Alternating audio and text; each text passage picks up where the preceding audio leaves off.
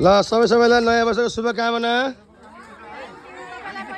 आज हाम्रो यात्रा कति दिन भयो भन्नु त? यात्राको 7औं दिन। यो अहिले हाम्रो धानखोलामा बिहानको खाना भइरहेको छ। यी खानामा आज दही,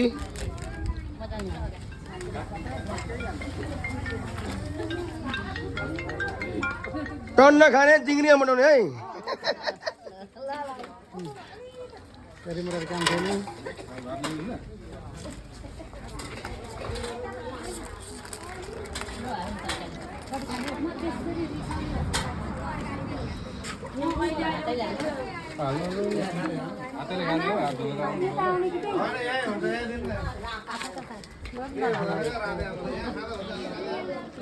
ल दाजु, हेलो हेलो हेलो।